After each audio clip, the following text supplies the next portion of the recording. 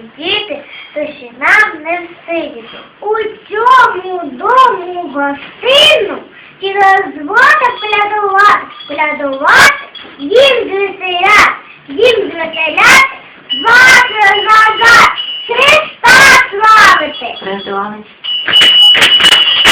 Прийшли полювати, доброї хати, щедрий вечір, добрий вечір, добрим людям на здоров'я.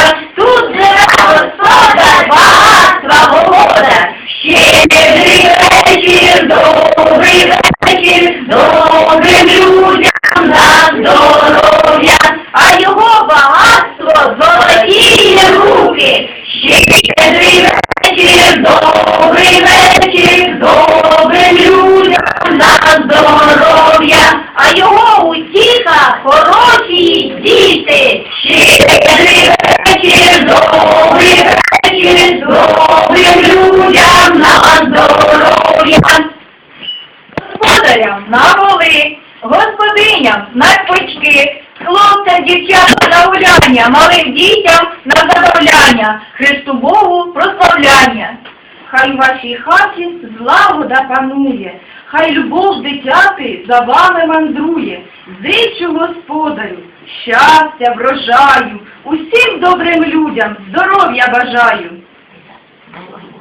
Дай вам Боже, на звіщачку, удів здоровічку, що на городі було зелено, на городі зелено, а в хаті весело. Коля один, а я Васька один, походіть курочок, дайте Ваську п'ятачок, а п'ятачок дорогий, дайте тітку ще другий, святим вечором. Коля один, а я батька один, у новенькому кожушку винесіть пампушку, та ще пиріжок кладіть у мішок. Зичу, пане Господарю, щастя та здоров'я цими святами. Дай Боже придобре вам святкувати, а на той рік ще кращих свят дочекати.